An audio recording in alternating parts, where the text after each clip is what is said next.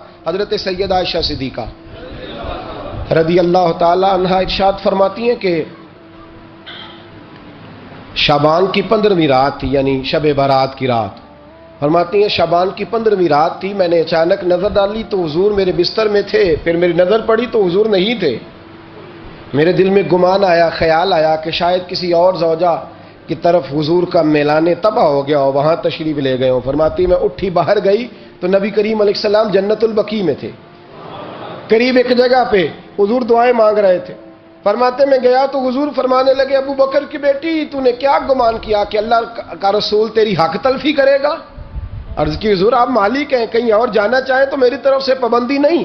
کہتی ہے وہاں کھڑے کھڑے میرے رسول کریم نے بیان فرمایا، یہ ترمذی کے لفظ ہیں، حضور نے فرمایا عائشہ یہ شعبان کی 15ویں رات ہے، مدینے میں سب سے زیادہ بکریاں بنو کلب کا قبیلہ پالتا تھا۔ فرمایا آج کی رات بنو کلب کے قبیلے کی بکریوں کی تعداد کے مطابق اللہ میری امت کے لوگوں کی بخشش فرما دے گا۔ یہ وہ رات ہے۔ جناب عائشہ صدیقہ رضی اللہ تعالی عنہ نے بات رات کو سنی تنہائی میں نبی پاک سے، رات کو تنہائی میں حضور سے سنی، سویرے جناب عائشہ نے کل امت کو بتائی۔ اگر یہ بات اہمیت والی نہ ہوتی تو بی بی صاحبہ آگے روایت کرتی، یہ کتابوں میں آتی، یہ لوگوں کو بتاتی۔ حضرت عائشہ نے روایت کیا اور مولا علی شیر خدا نے تو کھل کے کہا، ابن ماجہ میں حضرت علی سے پیار کرنے والوں کے لیے الگ عنوان، مولا علی نے کھل کے فرمایا شعبان کی 15ویں رات کو رات عبادت کرنا اور سویرے روزہ رکھنا۔ حضرت علی کے لفظ بائی نے ہی سیاستہ میں رات کو عبادت کرنا، دن کو روزہ رکھنا۔ ویسے تو رب کریم ہر روز تہجد کے وقت پہلے آسمان پر نزول اجلال فرماتا ہے اور لوگوں کو فرماتا ہے کوئی بخشش مانگنے والا؟ اور فرمایا ہر روز تہجد کے وقت یہ اعلان ہوتا ہے، پر شب برات کو نا شروع رات سے یہ اعلان شروع ہو جاتا ہے۔ ادھر دیکھو میری طرف، مغرب سے اعلان شروع ہو جائے گا۔ اللہ کرے آپ کو سمجھ آئے، اللہ کرے آپ کو۔ اور بھائی یہاں باہر لوٹ سیل لگ جائے، یہاں ابھی سیل لگ جائے، 5000 والا جوڑا 1500 میں، تو رش ختم ہوگا۔ اور بھائی اگر یہ لگ جائے، چلو یہ تو دور کی بات ہے نا، ہم تو لنگر والے لوگ ہیں، اگر لنگر کا اعلان ہو جائے کہ بڑا تگڑا ہے، بڑا تگڑا، ہمارے ہاں تو شادی کی روٹی کھلتی ہے تو لوگ آخری روٹی سمجھ کے کھاتے ہیں، شاید اللہ ماشاءاللہ یہ آخری ہے، اس کے بعد نہ ملے گی۔ جب اعلان ہوتا ہے اور دعوت ہوتی ہے کہ کھلا ہے جی کھاؤ، کیا حشر ہوتا ہے، کیا انداز ہے۔ مولا علی شیر خدا حدیث روایت کرتے ہیں، رنگ کیا ہے؟ فرمایا باقی راتوں میں نا تھوڑا سا پیکج ہوتا ہے، تھوڑا سا آخری حصے میں رات کے شب برات کو نا رات چڑھتے ہی اللہ پہلے آسمان پر جو اس کی شان کے لائق ہے نزول جلال فرماتا ہے، اور پہلا جملہ یہ فرماتا ہے کوئی معافی مانگنے والا؟ اللہ کرے آپ کو سمجھ آئے، یعنی معافی دینے والا کہہ رہا ہے چلو آؤ ادھر، آؤ ذرا معافی مانگو، میں معاف کرنے آیا ہوں، مانگو معافی۔ ہے کوئی معافی مانگنے والا؟ معاف کر دیں گے۔ اور آپ فرماتے ہیں ہے کوئی رزق مانگنے والا؟ وہ جو بڑی درخواستیں دیتے پھرتے ہیں نا مختلف اداروں میں، وہ ایک درخواست نا کل شب برات والی رات بھی دیں۔ اللہ کرے آپ کو سمجھ آئے۔ وہ جو کہتے ہیں نا بڑی بڑی کمپنیوں میں نے اپلیکیشن جمع کرائی ہے تو کہیں کام نہیں بن رہا تو نسخہ دے رہا ہوں، ایک اپلیکیشن کل رات بھی جمع کراؤ انشاءاللہ کام بن جائے گا۔ اور میں نہیں کہہ رہا، مولا علی شیر خدا فرما رہے ہیں، اور وہ خود نہیں فرما رہے، وہ نبی پاک کا فرمان نقل کر رہے ہیں، اور وہ رسول اللہ صلی اللہ علیہ وسلم کی بات نہیں بیان کر رہے، وہ کہتے ہیں رب فرماتا ہے کوئی روزی مانگنے والا؟ سارے سیٹھوں، نوابوں، جاگیرداروں کے پاس جا جا کے تھک گئے ہو، ایک دن میرے کہنے پر، ایک رات، ایک دیہڑی ذرا شب برات والی لگا کے تو دیکھو۔ پر شرط یہ ہے کہ یقین کامل ہو، ارادہ یہ مطلب اللہ معاف کرے، آپ نے ناراض نہیں ہونا، لیکن وہ ماحول اس طرح کا ہے کہ شب برات کو ایک دو ساتھی کو کہا رات کو عبادت کر کہتے جی وہ تو ٹھیک ہے پر سویرے چھٹی نہیں، کام کرنا ہے۔ یعنی رب کہہ رہا ہے کہ تو آ جا شب برات کی رات، جو مانگے گا وہ تجھے، لیکن یہ ادھر نہیں توجہ کر رہا، یہ کہتا ہے سویرے 10 بجے دکان نہ کھلی تو مشکل ہو جائے گی، دفتر نہ گیا تو حالات آپ دیکھیں ذرا۔ اب جب یقین اس طرح کا ہو تو پھر تو بھائی ساری زندگی اداروں میں درخواستیں دینی ہیں، پھر آپ جیسا آپ کا مزاج ہوگا، اللہ تعالیٰ تو بندے کے گمان کے قریب ہے، تو میرے رسول پاک علیہ السلام نے ہمیں یہ میسج دیا، پیغام دیا، فرمایا اس رات جو اولاد مانگے گا رب اسے بھی عطا فرمائے گا، اس رات جو اللہ سے بخشش مانگے گا اللہ اسے بھی دے گا، اس رات جو رب کریم سے عزت مانگے گا اللہ اسے بھی عطا کرے گا۔ شارحین نے لکھا اس رات جو رب سے پردہ پوشی مانگے گا اللہ اسے پردہ پوشی بھی عطا کرے گا، جو جنت کا سوالی ہوگا رب اپنے فضل سے عطا فرمائے گا۔ کوشش فرمائے، کوشش فرمائے۔ 10 محرم کو ہمارے ہاں لوگ جاتے ہیں قبرستان، وہ کسی حدیث سے ثابت نہیں، میں منع نہیں کر رہا، جائیں 9 محرم کو جائیں، 10 کو جائیں، 11 کو جائیں، 8 کو جائیں، سفر میں جائیں، ربیع الاول میں جائیں، قبرستان میں جب بھی جائیں منع نہیں ہے، لیکن شب برات والی رات تو خود رسول کریم گئے ہیں نا قبرستان۔ اب جو بات میں نے سمجھانی ہے اس کو سمجھیں، نبی پاک کی والدہ کا مزار نہیں ہے وہاں جنت البقیع میں، حضور کے کو بھائی بہن، حضور کیا کرنے گئے؟ امت کی بخشش کے لیے گئے۔ شب برات کی رات لالچی نہ بنے کہ صرف میں نے اپنے لیے روزی مانگنی ہے، کل امت کے لیے مانگے، رب کریم سے مانگے، اپنے بھائی کے لیے مانگے، اپنی بہن کے لیے مانگے، اپنے بیٹے کے لیے مانگے، اپنی بیٹی کے لیے مانگے، اللہ کریم سے۔ یہ مانگنے کی رات ہے۔ پچھلی راتی رحمت رب دی کرے بلند آوازہ، بخشش منگن واریاں کارن کھلا جے دروازہ، آئیں اللہ کی بارگاہ میں اس رات کو کھل کے دعا مانگیں۔ قبرستانوں میں نہ کچھ قبریں ایسی ہیں کہ جو بتاتی ہیں کہ سالوں بیت گئے ہیں کوئی آیا نہیں، کچھ قبریں بتاتی ہیں، اور کچھ بڑے قبرستان بڑے شہروں میں ایسے بھی ہیں کہ جن کا گورکن کہتا ہے کہ مجھے کمیٹی نے کہہ دیا ہے جہاں 4-5 سال کوئی نہ آئے وہاں نئی قبر بنا دیا کرو، وہاں نئی قبر بن جاتی ہے معاذ اللہ۔ او بھائی کچھ ہیں ایسے، کچھ ہیں، یہ جائیں نا اکبر بادشاہ یہاں لیٹا ہے لاہور میں، تو شعر لکھا ہوا ہے بر مزارے ماں غریباں نے گلے پروانہ سوزز نے صدائے بلبلے، فارسی کا مقولہ لکھا ہے اس کی قبر پہ، کہتا ہے میں وہ غریب ہوں، اعلیٰ بادشاہ ہے مقبرے میں لیٹا ہے، کہتا ہے میں وہ غریب ہوں کہ نہ یہاں کوئی پروانہ آتا ہے نہ بلبل آ کے گیت گاتی، کوئی آتا ہی نہیں، کوئی فاتحہ نہیں پڑھتا، کوئی فاتحہ نہیں پڑھتا۔ او بھائی کئی قبریں ایسی ہیں جن پہ سالوں بیت گئے کوئی لوٹا نہیں، اور مشکات میں حدیث ہے میرے نبی کریم علیہ السلام نے فرمایا جو قبر میں ہوتا ہے وہ تو اس آدمی کی طرح ہے جو دریا میں ڈوب رہا ہے اور وہ انتظار کر رہا ہے کہ میرا بیٹا میرے لیے دعا مانگے، میری بیٹی دعا مانگے، پر بیٹے کو تو 27 سال ہو گئے، ملک سے باہر ہے، کاغذ بنے گے تو ابے کی قبر پہ آئے گا نا، اس کے تو کاغذات ہی نہیں مکمل ہو رہے، وہ بیٹے کو تو مشکل ہے بڑی، وہ تو کاغذات نہیں بن رہے، وہ تو دولت کا مطالبہ پورا ہوگا تو جب ہی وہ کام ہوگا نا، انتظار ہو رہا ہے قبروں میں میرا بیٹا دعا کرے، میرا بھائی دعا کرے، اور اگر بچہ دفن ہے تو وہ کہتا ہے میری ماں دعا کرے، میرا باپ دعا کرے۔ کوشش کریں شب برات بعد از مغرب یہ رواج پیدا کریں، یہ رسول اللہ کا طریقہ ہے صلی اللہ علیہ وسلم، قبرستان میں جائیں اور جا کر کے وہاں اللہ تبارک و تعالیٰ سے دعا مانگیں کہ یا اللہ جو اس قبرستان میں لیٹے ہیں وہ بھی، اور جو آج تک کلمہ پڑھنے والے دنیا سے گئے وہ بھی، اور جو قیامت تک جائیں گے وہ بھی، اے اللہ تو سب کی بخشش فرما دے۔ اللہ کی رحمت کو محدود نہ کرے کہ صرف مجھے بخش دے، اسے کہیں یا اللہ کل کی بخشش فرما۔ ساری امت کے لیے دعا کریں، شب برات کی رات نفل پڑھیں۔ ہمارے ہاں محفل ہوتی ہے ہر سال الحمدللہ، بڑے شوق سے بڑا خوبصورت ہم اہتمام کرتے ہیں، لیکن میں اکثر دوستوں سے کہا کرتا ہوں کہ جن کو اکیلے میں نفل پڑھنے میں مزہ آئے وہ اکیلے میں پڑھیں۔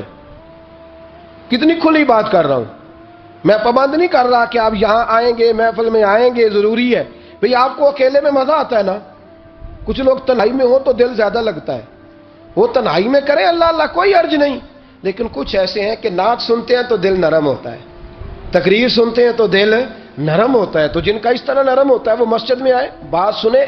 کچھ کو سب کے بیچ بیٹھ کے رونا آتا ہے، حضرت سعدی شرازی فرمایا کرتے تھے کچھ لوگوں کے آنسو مجھے رلا جاتے ہیں، فرماتے ہیں کچھ کی آنکھیں دیکھ کے رو پڑتا ہوں، لہذا میں جب بھی ذکر کرتا ہوں محفلوں میں بیٹھ کے کرتا ہوں، تنہائیوں میں مجھ سے نہیں ہوتا، تو جس سے نہیں ہوتا وہ آئے نا، مسجد میں آئے، رات عبادت کرے، کل مغرب سے پہلے پہلے کام سمیٹ لے سارے، اور مغرب کے بعد یہ رات شروع ہوگی، مغرب کے بعد ایک چھٹی کر لو اللہ رسول کے لیے، کر لیں گے انشاءاللہ تعالی ایک چھٹی، اور توبہ کی رات ہے، یہ توبہ کرنی ہے۔ توبہ کس کو کہتے ہیں؟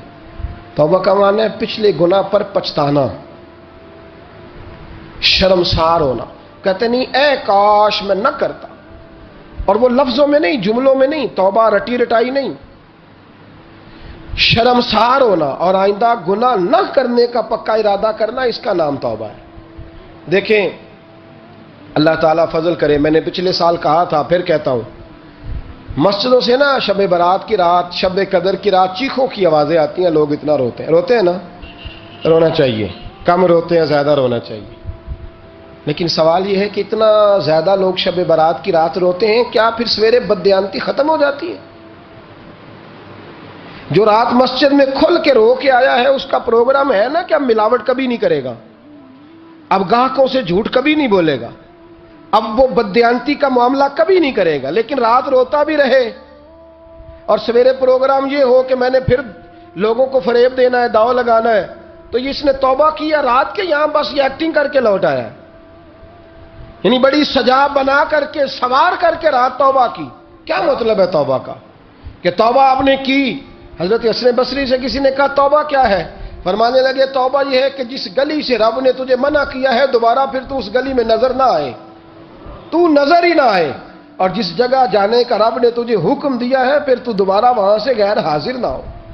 اگر یہ پروگرام ہی نہیں، ارادہ ہی نہیں، بچے ایک دو مجھے کہنے لگے کل حضرت صاحب توبہ کے موضوع پر ہم نے گفتگو کرنی ہے، تو کوئی باپ بتائے کہاں پہ ہے، کچھ بچے شاگرد ہیں، کچھ مسجدوں میں جمعہ پڑھاتے ہیں۔ ایک نے مجھ سے کہا، تو میں نے کہا بیٹے پہلے مسجد میں جاؤ، 2 نفل پڑھو، توبہ کرو، توبہ کا ارادہ بناؤ، یہ رسم نہیں ہے۔ وہ ناز خان بھی تو توبہ کر لینا جو شب برات کے دن لوگوں کو توبہ کرانے آیا ہے اور 25,000 کا سودا کر کے آیا ہے۔ تو آج اس کام سے تو توبہ کرنا، یہ نوٹ پھکوانے سے تو توبہ کرنا، یہ رسم ہے؟ ساری رات توبہ توبہ توبہ توبہ، یہ کیا معنی ہے اس کا؟ کیا مطلب کریں؟ امام غزالی فرماتے ہیں کہ ایک آدمی بادشاہ کا گارڈ تھا، سپاہی تھا، اس کا پہرے دار تھا، نگرانی کرتا تھا، بڑی وفاداری سے نوکری کرتا رہا۔ بادشاہ نے اسے تنخواہ کے علاوہ بھی بڑا نوازا، اسے بادشاہ نے بڑے الاؤنسز دیے، بادشاہ نے بڑا کچھ دیا، مکان دیا۔ کچھ سالوں کے بعد بادشاہ کو پتا چلا کہ یہ میرے لیے نہیں آتا تھا، اس کی تو میری کنیز پر نظر تھی، اس نے تو رات کی ڈیوٹی اس لیے لگوائی تھی کہ کنیز پر نظر تھی۔ تو امام فرماتے ہیں کہ بتاؤ پھر وہ بادشاہ اس کے ساتھ کیا سلوک کرے گا؟ وہ کیا سلوک کرے گا؟ تو لوگ کہنے لگے حضور لگتا یہ ہے کہ وہ نا 4-5 حصوں میں کاٹ کے تو کتوں کے آگے پھینکے گا۔ آپ فرمانے لگے میرا رب تو بڑا ہی کریم ہے، وہ تو ایسے نہیں کرتا، لیکن بتلاؤ اگر اسے پتا چلے کہ یہ رسم کے لیے آیا ہے، اس کی تو نظر ہی مال پہ ہے، یہ تو سویرے بدلے گا نہیں، یہ تو دھوکہ دے رہا ہے، یہ تو توبہ کرنے آیا ہی نہیں، اس نے تو ڈھونگ رچایا ہے، اسے تو پہلے سے خبر ہے، تو پھر تم کیا امید رکھتے ہو؟ پھر کیا رویہ رکھتے ہو؟ شب برات کی رات دھاڑے مار مار کے رونا اور صبح اسی طرح دھوکہ دینا، اسی طرح فریب کرنا، اسی طرح جھوٹ بولنا، اسی طرح بددیانتی کرنا، اسی طرح لوگوں کو لوٹنا، تو یہ رسم نہیں ہے توبہ۔ توبہ تو بدل جانے کا نام ہے، توبہ تو پھر سنور جانے کا نام ہے۔ توبہ تو اس طرح ہے جس طرح حضرت ابراہیم ابن ادھم نے کی تھی، وقت کے بادشاہ تھے بادشاہ، جب توبہ کی تو پھر ہر چیز چھوڑ دی، پھر مال لوگوں میں بانٹ دیا اور پھر ٹاٹ کا لباس پہن کر زندگی گزاری۔ لوگوں نے کہا حضور یہ تبدیلی ہے؟ فرمایا تبدیلی نہیں، یہ میری توبہ ہے، یہ میری توبہ ہے۔ جب توبہ کی تو پھر بدل کے کی، جب توبہ کی تو پھر تبدیل کیا آپ نے۔ یہ کیا توبہ ہوئی؟ ساری رات روتے رہے، سویرے دکان پہ جا کے پھر قسم اٹھائی کہ مجھے تو پڑتا ہی 11,000 کا ہے، یہ توبہ ہے؟ تو آپ نے اور میں نے توبہ کرنی ہے تو انشاءاللہ تعالیٰ اس طرح کرنی ہے کہ پھر 15ویں شعبان کو بدل جائے۔ یہ جو موقع آتے ہیں نا شب برات کے، شب قدر کے، یہ بنیادی طور پر اللہ تعالیٰ کی طرف سے دی ہوا موقع ہوتا ہے کہ چلو تمہیں چانس دیتے ہیں، تمہیں چانس دیتے ہیں، پابندی کوئی نہیں، لیکن رب کی طرف سے نا موقع ملتا ہے، چلو تمہیں ایک موقع دیتے ہیں، چلو اپنے آپ کو کلیئر کر لو، تمہیں موقع دیتے ہیں۔ یا اللہ کیا کرے؟ کچھ بھی نہیں، آ کے نا سچے دل سے 2 رکعتیں پڑھ کے توبہ کرو، عرش کا مالک پچھلے سارے معاف کر دے گا۔ کچھ بھی نہیں، آؤ موقع ہے۔ ان لوگوں کی باتوں پہ نہ جائیں جو بلا وجہ پریشان کرتے ہیں۔ حضرت عبداللہ ابن عمر فرمانے لگے کہ نبی پاک صلی اللہ علیہ وسلم فرماتے ہیں 3 لوگ سفر کر رہے تھے، رستے میں طوفان آ گیا، تیز بارش شروع ہو گئی، تو حضور فرماتے ہیں وہ تینوں بارش سے بچنے کے لیے ایک غار میں چھپ گئے۔ ہم کو پتہ ہے پرانے زمانے کے اندر غاریں ہوتی تھیں، اور لوگ جب سفر کرتے تھے لمبے تو پتھروں اور پہاڑوں کے بیچ میں سے سفر کرتے تھے۔ وہ غار کے اندر چلے گئے۔ اب چونکہ طوفان بہت زیادہ تھا، جب وہ غار کے اندر چلے گئے تو اللہ کے پیارے حبیب صلی اللہ علیہ وسلم فرماتے ہیں پتھر اوپر سے لڑکتا ہوا آیا اور غار کے منہ کے آگے آ کے اس نے غار کو بند کر دیا۔ اب اتنا تیز اور اس مضبوطی کے ساتھ وہ پتھر لگا اور اتنا صحیح فٹ ہوا کہ اندر روشنی آنی بھی ختم ہو گئی۔ اب 3 لوگ ہیں، تھوڑی دیر تو وہ پریشان رہے کہ شاید اب کبھی بچ نہیں سکیں گے، شاید چاروں جانب اندھیرا ہی ہے اور اندھیرا ہی رہے گا، شاید یہاں سے نکلنے کے لیے اب ہمیں کوئی رستہ میسر نہیں آئے گا۔ وہ پہلے تو پریشان ہوئے، پھر کہنے لگے یار اس طرح کرو، ذرا غور کیجئے گا میری بات پہ۔ فرمایا اس طرح کرو، اگر کوئی زندگی میں نیکی کی ہے نا تو ذرا اس نیکی کو یاد تو کرو، اور یاد کر کے اس مالک کے حضور عرض تو کرو، وہ کریم ہے، کوئی آنکھو شاید من جاوے تے گل کم تتڑی دا بن جاوے، عرض تو کرو۔ تو ان میں سے یہ آپ اندازہ فرمائیے، یہ بات بیان کون کر رہا ہے؟ یہ مدینے والے رسول بیان کر رہے ہیں، یہ نبی پاک علیہ السلام نے بیان فرمایا۔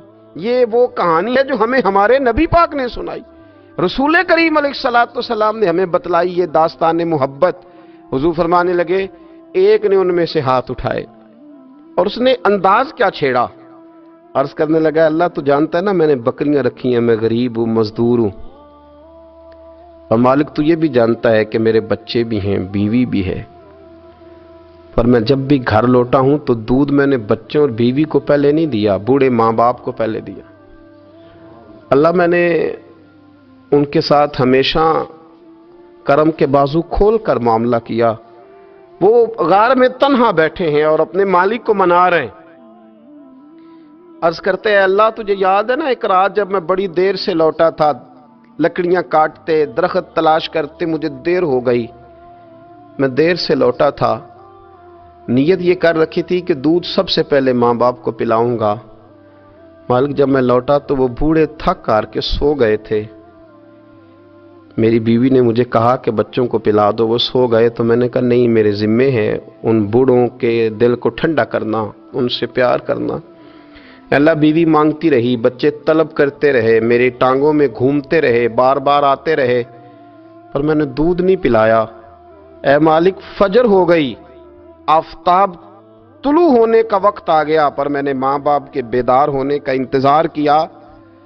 اے اللہ وہ جب اٹھے تو ان کی آنکھوں میں جو میرے لیے دعا تھی اور ان کے سینوں میں جو میرے لیے کرم تھا، اگر تیری بارگاہ میں وہ نیکی قبول ہے تو مالک پھر رحم فرما، نہ اس مشکل سے آسانی عطا فرما۔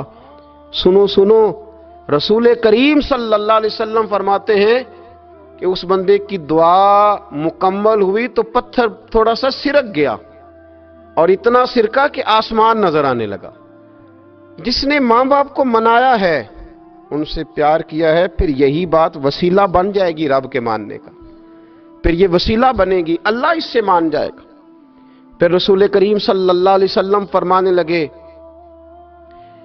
دوسرا بولا اور عرض کرنے لگا کہ اے اللہ تو جانتا ہے مجھے اپنے چچا کی بیٹی بھانے لگی تھی، میں اس کی طرف رغبت کرنے لگا تھا، اور میں نے جب اس سے جا کے ارادہ کیا کہ میں تیرا طالب ہوں، تو اس نے مجھے کہا کہ پہلے 100 دینار لاؤ بانا، تو اللہ میں نے مشقت کر کے 100 دینار جمع کیے، اور جب میں پوری طرح اس پر حاوی ہو گیا، وہ میرے قبضے میں آ گئی اور گناہ کا میں نے ارادہ کر لیا، تو اس عورت کے منہ سے ایک جملہ نکلا کہ اللہ سے ڈر، اے مالک وہ میرے قبضے میں تھی، اے اللہ میں گناہ پر قادر تھا، میں چاہتا تو گناہ کر لیتا، لیکن جب اس نے تیرا نام لے کے کہا نا کہ اللہ سے ڈر، اللہ میں ڈر گیا، میں اسے چھوڑ کے آ گیا۔ اگر تجھے یہ بات پسند ہے تو پھر نکال دینا اس مشکل سے، پھر کر دینا کرم۔ اللہ میری بھی تو چڑھتی جوانی تھی نا، میں بھی تو سب کچھ کر سکتا تھا، پر تیرے لیے، تیری خاطر میں لذت گناہ سے باز رہا، تو اللہ تو رحمت فرما دے۔ حضور فرماتے ہیں اس کی دعا مکمل ہوئی تھی کہ پتھر تھوڑا اور سرک گیا. پھر تیسرا بولا اور اس نے بول کے کہا اے اللہ ایک مزدور کو، ایک دیہڑی دار کو، ایک غریب کو میں نے کام پہ رکھا ہوا تھا. تیرا اور میرا راز ہے اللہ، وہ مزدور، وہ دیہڑی دار میرے پاس کام پہ لگا تھا، کچھ چاول میں نے اس کی اجرت مقرر کر دی کہ تو کام مکمل کرے گا تو میں تجھے دوں گا. اور جب اجرت لینے کا وقت آیا تو وہ بگڑ کر ناراض ہو کر چلا گیا. میں اسے ڈھونڈتا رہا، وہ مجھے ملا نہیں. میں نے اس کے چاولوں کی قیمت کاروبار میں انویسٹ کر دی، اس کا تھوڑا سا سرمایہ پر میں نے کھایا نہیں. پھر وہ اس سے میں کاروبار کرتا رہا اور اتنا کاروبار کیا کہ بہت ساری گائیں اور ان کے چرواہے تیار ہو گئے. وہ سالوں کے بعد لوٹا. میں نے اس غریب کا مال کھایا نہیں بلکہ بڑھایا، محفوظ کر کے رکھا. وہ سالوں کے بعد لوٹا اور کہنے لگا میرا مال، تو میں نے کہا وہ ساری گائیں تیری ہیں، وہ چرواہا تیرا ہے، یہ سارا کچھ تیرا ہے. تو کہنے لگا تو مجھ سے مذاق کرتا ہے، میں غریب کہاں اور گاؤں اتنی بڑی گائیں کہاں، تو مذاق کرتا ہے. تو میں نے کہا مذاق نہیں، میں نے اپنے رب سے ڈر کے تیرے مال کی حفاظت کی، یہ تیرا ہے. اے اللہ میں کھا بھی تو سکتا تھا نا، پر تجھ سے ڈر کر میں نے وہ سارا محفوظ رکھا. اللہ اگر تجھے میری یہ ادا پسند ہے تو پھر آج مان جانا، آج راضی ہو جا. اللہ کے رسول فرماتے ہیں اس کی دعا مکمل ہوئی تھی کہ پتھر لڑکا اور ان کے لیے رستہ بن گیا. وہ باہر آ گئے تو حضور نے ہمیں بتلایا کہ وہ تمہاری نیکیاں جو چھپی ہوئی ہیں، وہ تمہاری نیکیاں جو تم نے خالص اللہ کی رضا کے لیے کی ہیں، ان نیکیوں، ان اعمال کا وسیلہ بھی تمہارے رب کے ماننے کا ذریعہ بن جائے گا. اس کو منایا جائے، اس کے حضور حاضری دی جائے، اس سے بخشش کا سوال کیا جائے، اس کی بارگاہ میں یہ گزارش کی جائے کہ اللہ غریبوں، مجبوروں، کمزوروں اور ان لوگوں کے صدقے جو اللہ رستہ دیکھ رہے ہیں کہ رستہ کب کھلے گا، جو تیری بارگاہ کرم کے سوالی ہیں، ان کے صدقے تو رحم فرما، تو کرم فرما. تو میرے عزیز، ایک اور بات جو اللہ کو منانے کے لیے ہمیں ہمارے پیارے رسول صلی اللہ تعالی علیہ وسلم نے بتلائی کہ جب انسان بہت زیادہ عاجزی کرتا ہے نا، بہت زیادہ عاجزی، تو پھر بھی اللہ مان جاتا ہے. جب وہ اس کے حضور بہت عجز کا اظہار کرتا ہے، بہت زیادہ عجز کا اظہار کرتا ہے، وہ ڈر جاتا ہے اس سے. وَلِمَنْ خَافَ مَقَامَ رَبِّهِ جَنَّتَانِ، فرمایا جو میرے سامنے کھڑے ہونے سے ڈرے گا میں اسے 2 جنتیں عطا کروں گا. حضرت بابا فرید الدین مسعود گنج شکر بابا صاحب رحمت اللہ علیہ فرماتے ہیں کہ ایک نیک نوجوان تھا، دن کو روزہ رکھتا، رات کو نماز پڑھتا، پر اللہ سے ڈرتا پھر بھی بہت ہی زیادہ تھا، بڑا ہی ڈرتا تھا.